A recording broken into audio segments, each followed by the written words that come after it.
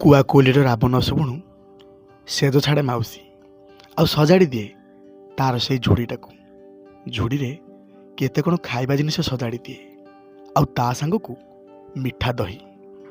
ମାଉସୀର ଦହିଟା ଯେତିକି ମିଠା ନୁହଁ, ତା ମୁହଁରୁ ବାହାରୁଥିବା ସେଇ ହସ ହସ କଥା ଭାରି ମିଠା ଲାଗେ, ଭାରି ଆନନ୍ଦ ଲାଗେ। ସମସ୍ତଙ୍କୁ ଆପଣାଇ ନିଏ ମାଉସୀ। ରାତି ପାଇଲେ ତାର ବେପାର କଥା, ଭରସା ମହାପ୍ରଭୁ କାଳିଆ ଶାନ୍ତ। କେବେ ଥକି ପଡ଼ିନି ମାଉସୀ। ଶୀତ ଦିନର ହାଡ଼ଭଙ୍ଗା ଶୀତ ହଉ ନହେଲେ ଖରା ଦିନର ସେଇ ଟାଣୁଆ ଖରା, ଦୁଃଖୀ ରୋଗୀମାନଙ୍କୁ ବାଟରେ ଦେଖିଲେ ସହିପାରେନି ମାଉସୀ। ବିନା ପଇସାରେ କାହାକୁ କେତେ କ'ଣ ଯାଚି ଦିଏ।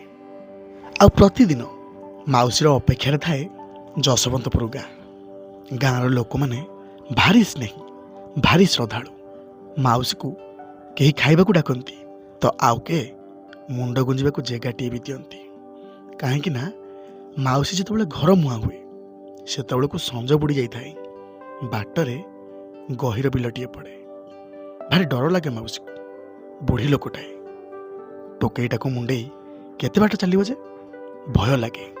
ତା ଛଡ଼ା ଗାଁ ପାଖରେ ଥିବା ବାବୁଲା ବରଗଛ, କେହି କେହି କୁହନ୍ତି ସେଠି କୁଆଡ଼େ ମଣିଷଖିଆ ଅସୁରଟିଏ ରୁହେ। ଲୋକପ୍ରଥା ଯାହା ଚଳି ଆସିଛି ବାପ ଅଜା ଅମଳରୁ।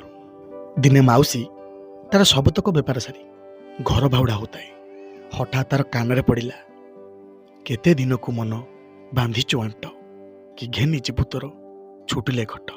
ଆହା, କେଡ଼େ ଆନନ୍ଦର ସହିତ କେହି ଜଣେ ସାଧୁ ବୋଲୁଥାନ୍ତି ମହାପ୍ରଭୁ ଜଗନ୍ନାଥଙ୍କର ମନବୋଧ ଚଉତିଶା, ଯାହାକି ଭକ୍ତଚରଣ ଦାସ ଲେଖିଥିଲେ। ମାଉସୀର ଭାରି ଇଚ୍ଛା ହେଲା ତାକୁ ଟିକେ ଶୁଣନ୍ତି କି। ତା ଛଡ଼ା ହରି କଥା ଯିଏ ଥରେ ଶୁଣିଛି କେମିତି ବା ନିଜକୁ ରୋକିବ। ମାଉସୀ ତା ମୁଣ୍ଡରୁ ସେଇ ଟୋକେଇଟାକୁ ଥୋଇ ଦେଇ ଧାଇଁଗଲା ସେଇ ଲୋକମାନଙ୍କ ଗହଣକୁ। ହାତ ଯୋଡ଼ି ଦେଇ ବସିଲା। ଆଉ ସାଧୁ ଜଣକ ମନବୋଧ ଚଉତିଶା ଗାଇ ସାରିଲେ। ତାପରେ ମହାପ୍ରଭୁ ଜଗନ୍ନାଥଙ୍କର ଦିବ୍ୟ ଲୀଳାକୁ ବି ଗାଇଲେ। ମାଉସୀର ଆଉ ଉଠିବାକୁ ଇଚ୍ଛା ହେଉନଥାଏ, ତଥାପି ଯିବାକୁ ପଡ଼ିବ ନା। ଘରକୁ ଗଲେ ରୋଷେଇ କରି ଖାଇବ, ଯେହେତୁ ଏକୁଟିଆ ମଣିଷଟାଏ। କାଉଲି ବାଉଲି ହେଇ ଉଠି ପଡ଼ିଲା। 2-4 ଜଣ ଲୋକଙ୍କୁ ବି କହିଲା, ଟିକେ ଛିଡ଼ା ହେବ, ମୁଁ ଘର ଯାଏଁ ଯାଆନ୍ତି କି। ସେଦିନ ଲୋକମାନେ ସାଙ୍ଗରେ ଗଲେ, କିନ୍ତୁ ଇଚ୍ଛା ନଥାଏ, ଯେହେତୁ ଠାକୁରଙ୍କର କଥା ବି ଏପଟେ ଶୁଣୁଥାନ୍ତି। ସେଦିନ ବୁଢ଼ୀ ମାଉସୀର ମନଟା ବି ମାନୁନଥାଏ। ଠାକୁରଙ୍କ କଥା ଛାଡ଼ି ମୁଁ ଘରକୁ ଚାଲି ଯାଉଛି। ଶାନ୍ତେ, ସବୁଦିନେ ଆସିବି, କଥା ଦେଉଛି ତମକୁ। ସେଦିନ ବୁଢ଼ୀ ମାଉସୀଟା ଯାହା ଯେମିତି ହଉ ଚାଲି ଆସିଲା। ସଞ୍ଜ ବୁଡ଼ ଆସୁଥାଏ, କିନ୍ତୁ ତା ପରଦିନ ପୁଣି ଗଲା। ସେଦିନ ବି ଯେତେବେଳେ ଯାଇକି ବସିଛି, ଆଉ ସେଦିନ ଇଚ୍ଛା ହେଲାନି ଆସିବାକୁ। କାହିଁକିନା ସେଦିନ ସାଧୁ ଜଣକ ଭକ୍ତ ପ୍ରହ୍ଲାଦଙ୍କ କଥା କହୁଥାନ୍ତି। ଛୋଟ ପିଲାଟି ହୋଇକି କେମିତି ପ୍ରଭୁଙ୍କୁ ପାଇଥିଲା, ଯାହା ପାଇଁ ନୃସିଂହ ଭଗବାନ ସ୍ତମ୍ଭରୁ ବାହାରିଥିଲେ ଆଉ ହିରଣ୍ୟକଶ୍ୟପର ବଧ କରିଥିଲେ। ସତରେ ବୁଢ଼ୀ ମାଉସୀକୁ ଭାରି ଆନନ୍ଦ ଲାଗୁଥାଏ। ସେ ମନେ ମନେ ଭାବୁଥାଏ, ଶାନ୍ତେ ସେମିତିକା ଭକ୍ତଟିଏ ହୋଇଥାନ୍ତି କି ମୁଁ, ତମେ ମୋ ପାଇଁ ଦର୍ଶନ ଦେଇଥାନ୍ତ। ଜାଣିଛ, ତୁମ କଥା ଶୁଣିବାକୁ ମୋତେ ଭାରି ଇଚ୍ଛା ହେଉଛି। ସବୁଦିନ ପାଇଁ ଶୁଣନ୍ତି କି। ପୋଡ଼ା ରାତିଟା ଭାରି ଡର ଲାଗୁଛି ମୋତେ। ଜାଣିଛ ତ, ଗହୀର ମଥା ରାସ୍ତା, ଲୋକମାନେ ଯିବା ପାଇଁ ବି ଆଉ ଡରୁଛନ୍ତି। ସେମାନେ ବି ମୋତେ ଛାଡ଼ିବା ପାଇଁ ଦିକିସିକି ହେଉଛନ୍ତି। ବୁଢ଼ୀ ଲୋକଟାଏ, ଏକୁଟିଆ ମଣିଷ ମୁଁ, କେମିତି ଯିବି କହିଲେ। ଯଦି ତମେ ନୀତି ମୋତେ ଛାଡ଼ିବାକୁ ଆସନ୍ତ, ତାହେଲେ ମୁଁ ତୁମ କଥା ନା ନୀତି ଶୁଣନ୍ତି। ନା ତୁମକୁ ଛାଡ଼ିକି ଯିବାକୁ ଇଚ୍ଛା ହେଉଛି, ନା ତୁମର କଥା ମୁଁ ପାଶୋରି ପାରୁଛି। ତା ଛଡ଼ା ହରିନାମେ କି ରସ ଅଛି, ପାନ କଲା ଲୋକ ଜାଣିଛି। ଯେଉଁ ଲୋକଟା ଥରେ ସେଇ ମହାପ୍ରଭୁଙ୍କର ଭାବରେ ପଡ଼ିଛି, ତାଙ୍କ ପ୍ରେମରେ ପଡ଼ିଛି, ତାଙ୍କୁ ଭୁଲିବା ବି କଷ୍ଟ। କିନ୍ତୁ ବୁଢ଼ୀ ଯେତେବେଳେ ଭୋ ଭୋଇ କାନ୍ଦିଛି, ଲୋକମାନେ ବହୁତ ବୁଝେଇଲେ, କାହାରି କଥା ଶୁଣିଲାନି। ସେଦିନ ଠାକୁରଙ୍କ ଉପରେ ଅଭିମାନଟିଏ କରି ଚାଲି ଆସିଲା। ବାଟରେ ଆସୁଥାଏ, କେହି ଜଣେ ପିଲାଟିଏ ବାଟରେ ଦେଖାହେଲା। ଆଉ ସିଏ ଆସି କହୁଥାଏ, ମା କୁଆଡ଼େ ଯିବୁ। ରାତି ଟିକେ ସେତେବେଳକୁ ଅଧିକ ହେଲାଣି। ବୁଢ଼ୀର ଭୟ ବି ଥାଏ। ମନେ ମନେ ଭାବୁଥାଏ, ପିଲାଟା ପୁଣି କିଏ ଯେ, ମୁଁ ଯୁଆଡ଼େ ଯାଏ ଯେ ତୋର କ'ଣ ଗଲା, ତୁ କ'ଣ ମୋତେ ବଳେଇ ଦେବୁ। ପିଲାଟି ହସି ଦେଇ କହୁଥାଏ, ହଁ ମା, ଯଦି କହିବୁ ତୋତେ ନେଇ ତ ଘରେ ଛାଡ଼ି ଦେଇ ଆସିବି। ବୁଢ଼ୀ ଯେତେବେଳେ ଏତକ ଶୁଣିଲା, ତାକୁ ମିଛ ଲାଗିଲା। ଯେହେତୁ ବଡ଼ ବଡ଼ ଲୋକମାନେ ମନା କରୁଛନ୍ତି ଯିବାକୁ, ବିରକ୍ତ ଆସିଲାଣି ତାଙ୍କ ମନରେ। ଛୋଟ ପିଲାଟି କହୁଛି, ଆଚ୍ଛା ତୋ ନାଁ କ'ଣ? ତୁ କେଉଁଠି ରହୁ? ତୋତେ ତ କାହିଁ ମୁଁ ଦେଖିନି। ମୋ ନାଁ କାଳିଆ। ମୁଁ ଏଇ ଚାରିଆଡ଼େ ବୁଲେ। ଯେତେବେଳେ ଦରକାର ପଡ଼େ କାହାକୁ କେଉଁଠି ଛୋଟ ମୋଟ ସାହାଯ୍ୟ କରିଦିଏ। ଆଉ ତୁ ତ ବୁଢ଼ୀ ଲୋକଟାଏ, ତୋତେ ବି ଆଜି ସାହାଯ୍ୟ କରିବାକୁ ଆସିଛି। ଚାଲ ତୋତେ ନେଇ ତୋ ଘରେ ଛାଡ଼ିଦେବି। ପିଲାଟି ଯେତେବେଳେ ଜିଦ୍ଦି କରି ବସିଛି, ବୁଢ଼ୀ ମାଆଟା ମନା କରିବ ବା କ'ଣ? ସେ ବି ହସି ଦେଇ କହିଲା, ହଉ ଏଇଠି ବସ, ମୁଁ ତୋତେ ଟିକେ କ'ଣ ଖାଇବାକୁ ଦେଇଦିଏ, ତାପରେ ସାଙ୍ଗ ହୋଇ ଯିବା। ବୁଢ଼ୀ ତାର ବଟୁଆରୁ ପାନ ଖାଇବାକୁ ଲାଗିଲା, ଆଉ ପିଲାଟି ପାଖରେ ଝୁଡ଼ି ତାକୁ ଥୋଇଦେଲା। ପିଲାଟି ବାଛି ବୁଛି ବୋଧେ ଦହି ଗ୍ଲାସ୍ ଖଣ୍ଡେ ପିଇଛି। ତାର ପେଟ ବି ପୁରିଗଲା। ସିଏ ବି ଭାରି ଖୁସି। ଏଥର କହିଲା, ଦେ ଟୋକେଇଟା ମୋ ମୁଣ୍ଡକୁ ଦେ। ଟୋକେଇରେ ସେମିତି କିଛି ଜିନିଷ ବି ନଥିଲା। ବୁଢ଼ୀଟା ନାଇଁ ନାଇଁ କରୁଥିଲା, କିନ୍ତୁ ପିଲାଟି ମୁଣ୍ଡେଇ ନେଲା ଟୋକେଇ। ଆଗେ ଆଗେ ଚାଲିଲା, ଆଉ ତା ପଛେ ପଛେ ବୁଢ଼ୀ। ତାକୁ ଭାରି ଖୁସି ଲାଗୁଥାଏ। ଏଥର ଘର ବି ପାଖେଇ ଆସିଲା। ବୁଢ଼ୀକୁ ଛାଡ଼ି ଦେଇ ପିଲାଟି ଯେତେବେଳେ ମେଲାଣି ମାଗିଛି, ବୁଢ଼ୀ ପୁଣି କହୁଥାଏ, କିରେ କହିଲୁ ପରା ସବୁଦିନ କ'ଣ ତୁ ସତରେ ଆସିବୁ? ପିଲାଟି ହସି ଦେଇ କହୁଥାଏ, ହଁ ଲୋ, ସବୁବେଳେ ଆସିବି, ଆଉ ଡରନି। ଏତକ କହି ପିଲାଟି ତା ବାଟରେ ଚାଲିଗଲା। କିନ୍ତୁ ବୁଢ଼ୀର ମନ ରହିଗଲା ମହାପ୍ରଭୁଙ୍କର କଥା ଉପରେ। ପିଲାଟି ତ କହିଛି, ଦେଖିବା କାଲି କ'ଣ ସେ ସତରେ ଆସିବ।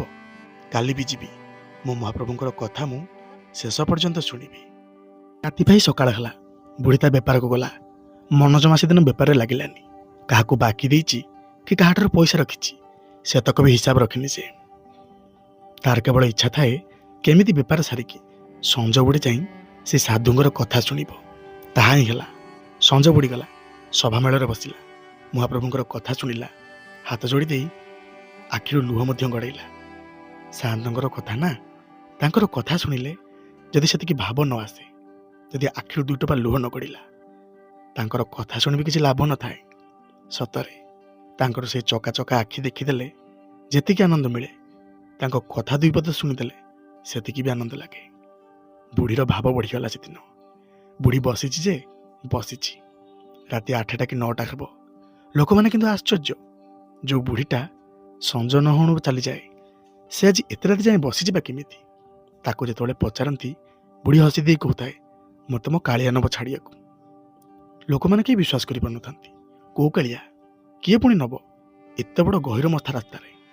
ବୁଢ଼ୀ ପୁଣି ହସି ଦେଇ କହୁଥାଏ, ତମେ ବସ ମ, ତମର କ'ଣ ଯାଏ, ମୋ କାଳିଆ ଅଛି, ଡରିବି କାହାକୁ ଯେ?